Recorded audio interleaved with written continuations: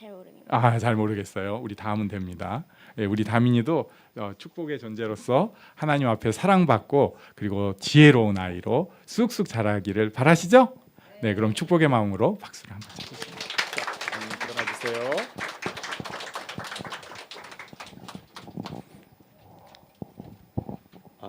저는 잘 지내고 있습니다. 예, 두 배로 마음 편하게 또 두 배로 힘들게 잘 지내고 있습니다. 생일은 뭐 선물도 많이 받고요. 뭐 복숭아에 치킨에 뭐 이것저것 많이 받았는데 가장 좋은 게 저희 가족이 저녁에 좋은 시간 보내서 그게 가장 행복하고 감사했습니다. 네. 뭐 기도 제목은 날 더우니까 건강하고 또 활기차게 잘 지냈으면 좋겠습니다. 네. 쭉. 저 질문이 하나 있었습니다. 예. 초코 케이크 혹시? 있었죠. 네. 네. 작년에도 있었고 올해도 네. 있었습니다. 이렇게 선호도가 분명한 분들은 마음이 편해요. 저같이 다 맛있어요 이런 사람은 도대체 뭘 하라는 거야 하는데 확실한 분이어서 지금 사실 1인 기업으로 많은 거미줄 네트워킹을 통해서 일을 하시다 보니까 제가 생각할 때는 스트레스가 없을 수가 없죠. 있는데요. 네. 뭐 괜찮았습니다. 네. 이건 능력이 있으신 거고 우리가 위해서 또 기도해야겠습니다. 더울 때 지치지 않고 하나님 안에서 더 활기차게 신앙생활도 또 하나님 앞에 일하는 것도 열심히 하실 수 있도록 우리 축하하는 마음으로 박수로 축하합니다.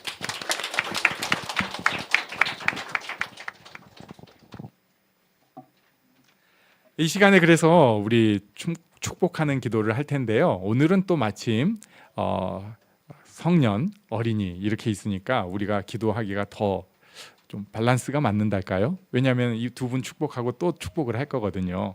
우리 다민이는 그래요. 모르겠어요 하는 거는 애한테 어떻게 한 가지만 축복을 하겠어요. 할 수 있는 축복을 다 해줘야지 우리가. 하나님께서 어떻게 자라게 하실지 모르니까 우리 다민이가 정말 축복받은 존재로 자랄 수 있도록 기도해 주십시오. 그리고 이종민 집사님은 두 배로 힘들고 두 배로 평안하고 지내고 계시는데 그 가운데에서 하나님께서 주시는 에너지를 가지고 이 일들을 잘 감당해낼 수 있도록 기도해 주시고 마찬가지로 우리도 이 여름에 무너지지 않고 활력을 가지고 일할 수 있도록 자기를 축복해 주시고 그리고 자기 주변에 있는 나한테 애들 있잖아요. 뭐 자녀가 됐든 나한테를 위해서 또 축복하는 시간까지 함께 갖도록 하겠습니다. 함께 축복하는 기도하겠습니다. 주님 인도하여 주셔서 감사합니다.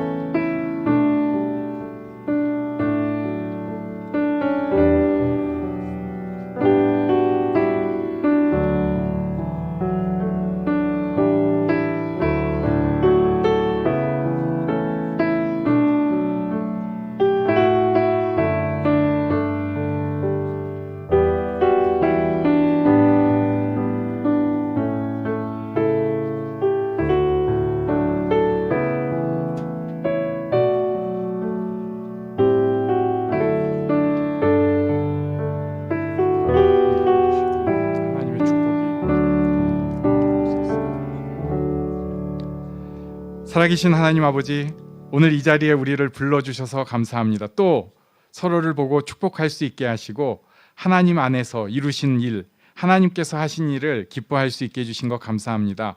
하나님 우리를 통해서 영광을 받아 주시옵소서. 우리가 하나님 앞에 드려지는 우리가 되게 하여 주시옵소서. 우리가 하나님 앞에 드리는 모든 것이 하나님께 영광 돌려드리는 시간이 되게 하여 주시옵소서. 감사드리며 예수님 이름으로 기도합니다. 아멘. 네, 이번 주간에 필리핀에 잘 다녀왔습니다. 수요일 밤에 출발을 해가지고요. 오늘 새벽에 공항에서 지금 바로 왔습니다. 그래가지고 이번에도 감동이 있었죠. 네, 감동이 있었습니다. 그 중에서 몇 장의 사진만 제가 추렸는데 뭐 잘 추린 게 아니고요. 뭐 급한데 어떻게 추리겠어요? 나부클로 마을에서 이제 나와가지고 사실 사람들 받을 거 다 받았다 하고 이미 가버리고 있는 그 상황에서 얼떨결에 찍은 사진입니다. 그 다음에는 빤딱깎이 교회에서 이제 기념 촬영 막 다 같이 하는데 막 우왕좌왕하면서 정신없이 찍은 거고요. 그 다음에 마지막은 예전에는 저 자리가 그 나부클론 마을 뒤에 동산이었거든요. 그냥 거기 이렇게 얕은 잔디 같은 뭐 어울리지 않는 잔디밭이 있는 곳이어서 거기서 이렇게 막 폼 잡고 사진 찍고 했던 곳인데, 이게 학교가 너무너무 발전을 하다 보니까 거기도 다 교실이 들어갔더라고요. 그리고 거기에서 일하고 있는, 그러니까 선생님으로 섬기는 분이 이 나부클록 교회의 한 성도님인데, 그 선교사님이 거기 학교 갔을 때 학생이 몇 명이나 되냐고 그랬더니 자기 반이 50 몇 명이래요. 그래가지고 지금 몇 학년 가르치냐고 하니까 지금은 그 1학년 전 과정 있잖아요. 초등학교 1학년 전 과정이 50 몇 명이래요. 그래가지고 제가 갑자기 우리 교회에 그 계통에서 일하시는 분들 생각이 머릿속에 확 지나갔어요. 우리나라에서 50 몇 명을 맡기고 애를 보라고 하면 이게 애들도 고통, 선생님도 고통, 뭐 다 난리, 학부모 난리 막 이럴 텐데, 거기서는 그래도 교육이 이루어지니까 다들 되게 좋아하는 모습 같이 보였었어요. 그리고 우리는 또 우리가 그렇게 와 전망 좋다 하던 곳에 이렇게 학교가 성장해 있는 것을 보니까 또 좋았고, 또 우리 자신을 보면서 야 우리가 20년 동안 이렇게 컸구나 하면서 또 좋았고, 그래서 예배 가운데도 그런 것을 나누면서 또 좋았고, 우리 어린이들도 막 얼마나 신나게 우리 대신해서 잘 놀아주니까 그거 보니까 또 좋았고, 그래서 마냥 너무 굉장히 좋은 시간이었습니다. 네, 우리 하나님께 감사를 드립니다.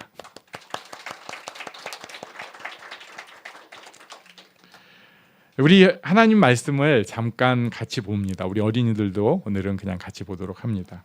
마태복음 9장 35절로 38절 말씀, 저와 한 절씩 교독하시겠습니다. 예수께서 모든 도시와 마을에 두루 다니사 그들의 회당에서 가르치시며 천국 복음을 전파하시며 모든 병과 모든 약한 것을 고치시니라.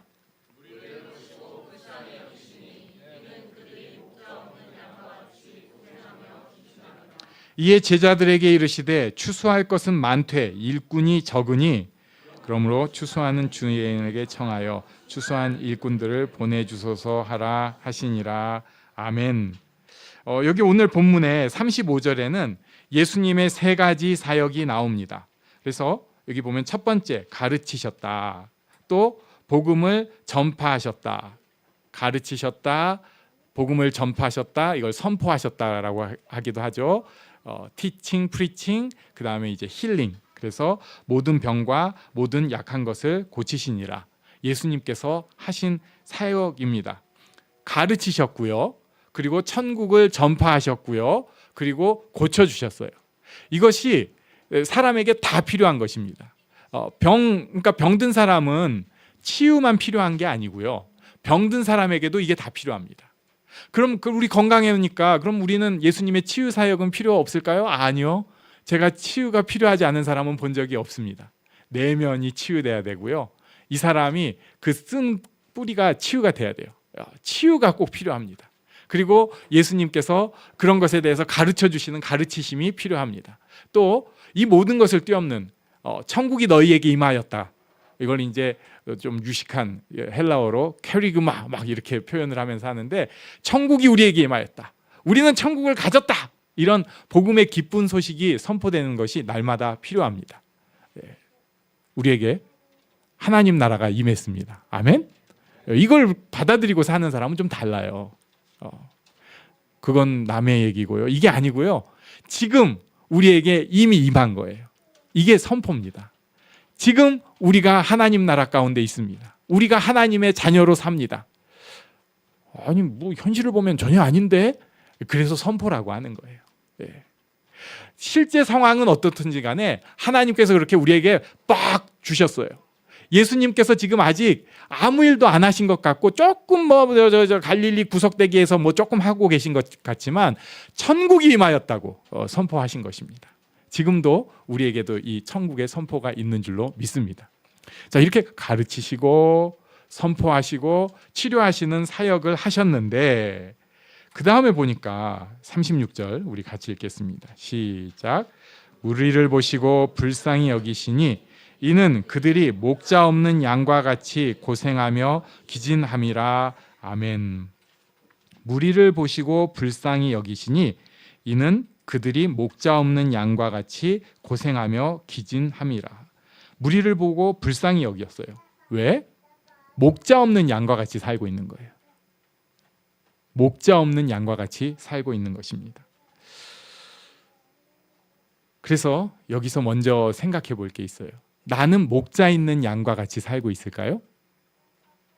아니면 지금도 우리 예수님께서 나를 딱 보시면은 목자 없는 양과 같이 고생하며 기진하는 것을 보고 불쌍히 여기실까요? 교회는 많이 있습니다. 신앙생활은 많이 하고 있습니다. 그러나 대부분의 사람들이 안타깝게도 목자 없는 양과 같이 고생하며 기진한 삶을 살고 있습니다. 예수님께서 불쌍히 여기는 그런 삶을 살고 있다는 거예요. 왜 그럴까요? 분명히 우리가 예수님 안에서 가졌던 믿음이 있는데 그 믿음이 있어요. 그런데 그 믿음을 누려야 될 내가 이렇게 저렇게 막 다 찢어져서 산산조각이 된 것입니다. 조금 다른 비유긴 한데 천국 비유 중에서 4가지 밭의 비유가 있어요. 마태복음 13장 22절에 보면은 가시떨기 비유가 나옵니다. 가시떨기에 뿌려진 것은요, 말씀을 들었어요. 원래 이제 천국 비유는 이 말씀이 자라지도 못한 것처럼 보여지는데, 아무튼 말씀을 들었는데 여기 보면 세상의 염려, 재물의 유혹에 막혀서 결실을 못한다고 말씀합니다. 이것을 조금 굴려서 우리한테도 적용을 해보는 거예요.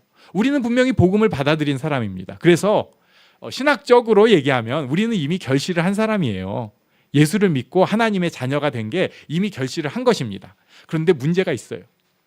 분명히 예수를 믿고 결실한 자인데 똑같이 결실 못하는 자처럼 2가지에 크게 자빠져요. 첫 번째, 세상의 염려. 2번째, 재물의 유혹. 여기 재물의 유혹이라고 되어 있지만 오늘날에 우리를 유혹하는 온갖 사사롭고 중대한 유혹들이 우리의 시간과 에너지를 쓱 뺏어가는 거예요. 그럴 수도 있는 거 아닌가요? 쉬면서 그런 것도 그렇게 좀 할 수도 있죠. 목사님도 드라마 빠져보신 적 있잖아요. 2박 3일 동안 안 자고 보셨다며. 가능할 거예요. 근데 문제가 있습니다. 여기에 내 시간과 에너지가 내가 감당할 수 없는 만큼 이제 빨려가기 시작합니다. 지쳐요.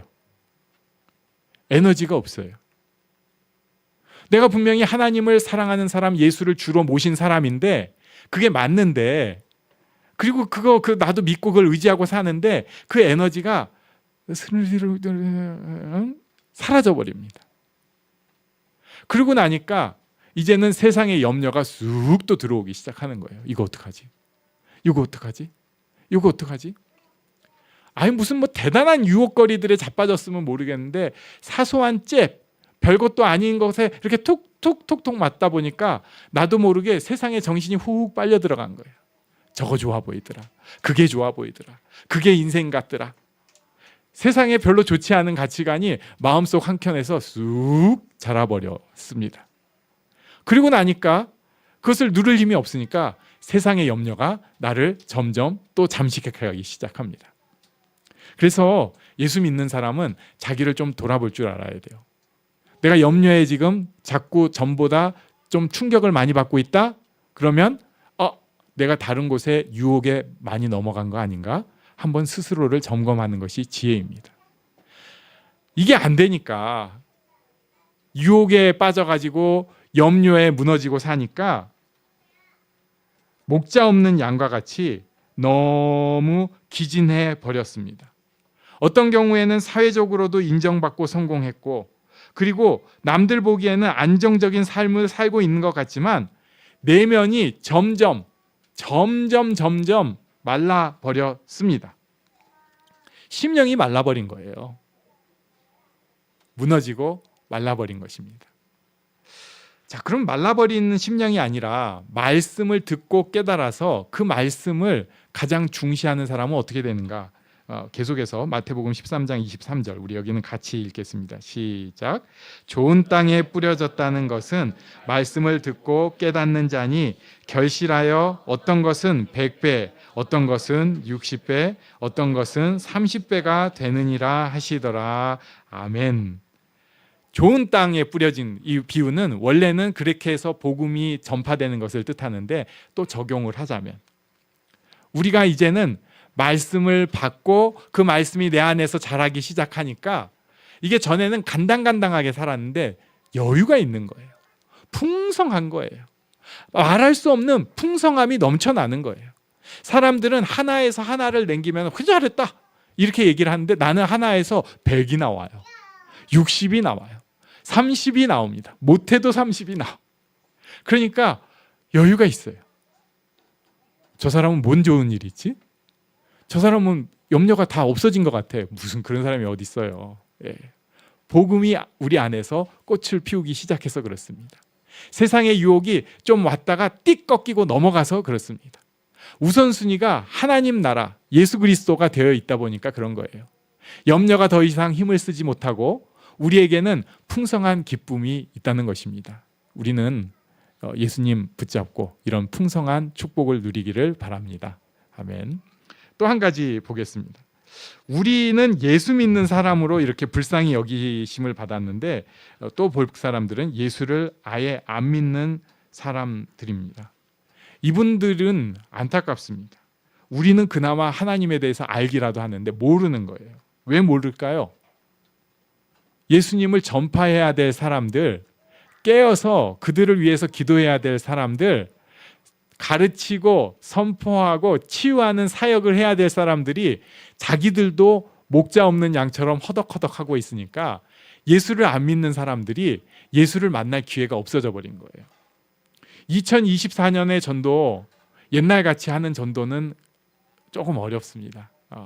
저도 강남역에 가서 기타 치면서 막 찬양한 적 있고 신사동에서도 한 적 있고 그렇습니다. 그때도 뭐 이게 효과가 그렇게 클까 고민은 했지만 그래도 뭐 하는 것 자체가 좀 뭔가 뭐랄까요 이 은혜가 있어서 했어요. 예, 그랬는데 지금은 그러면 이제 민폐로 복음을 가리는 것일 것입니다. 그러나 그 이면에 복음에 대해서 갈급한 사람들이 더 있어요. 교회에 대해서 염증을 느낀 사람들이 있지만은 그 가운데에서 복음에 대해서 더 갈급한 사람들이 반드시 있습니다. 우리가 예수님 때문에 100배, 60배, 30배 결실을 맺고 풍성한 사람이 되어서 이 사람들에게 선한 영향력을 끼치고 예수를 전할 수 있어야 됩니다. 자, 그렇다면 내가 해야 될 일, 오늘은 설교를 여기까지만 할 거예요. 내가 해야 될 일은 무엇인가?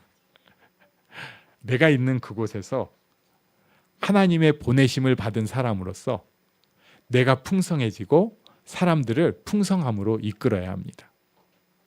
어떤 때 특별할 때는 선교지로 파송을 받아갈 때도 있을 거예요. 예를 들면 이 중에 어떤 사람이 갑자기 나부클론 마을에 파송을 받아가지고 갔어요. 산에 기어 올라가가지고 도대체 뭘 먹고 사는지 모르는 그런 인생을 살 수도 있을 거예요. 그러나 많은 사람들에게 그런 일은 도전이고요. 실제로 우리가 해야 될 일은 지금 내가 있는 그곳, 내가 접하는 사람들, 내가 처해 있는 이 상황, 그 속에서 복음으로 일어서는 것이 우리에게 맡겨주신 사명입니다. 이걸 놓치면 안 돼요. 지금 내가 있는 이 자리는 아무도 대신할 수 없는 자리입니다. 전 지구상의 이 자리는 나만 있는 자리예요. 그래서 좀 죄송하지만 내가 여기서 잘 못해갖고 주변을 막는 경우도 꽤 있어요. 근데 뭐 어떡하겠어. 우리가 그 정도 수준인 걸. 아니라고 자꾸 도망가려고 하지 마세요. 나 못난 사람 맞아요. 그러나 못난 사람이지만 하나님께서 이 자리에 불러주셨다는 것을 인정하고 하나님 앞에 세상을 바꿀 기세로 내 주변 사람들, 나 자신을 바꾸어가고 하나님의 축복의 통로로 풍성하게 할 수 있는 사람이 또 바로 나입니다. 오늘 또 자빠지고 내일도 자빠질지 모르지만 그래도 다시 한번 하나님 붙잡고 하나님 안에서 이 풍성을 나눠줄 수 있는 사람이 바로 나입니다. 그 자리는 나 빼고 아무도 있을 수가 없는 자리예요. 이것을 기억하고 하나님의 축복의 통로로서 살아가는 우리가 되기를 바랍니다. 또 우리 어린이들을 그렇게 내가 축복의 통로로서 축복해주고 이 아이들이 그렇게 자라기를 바랄 수 있는 그런 어른들이 되면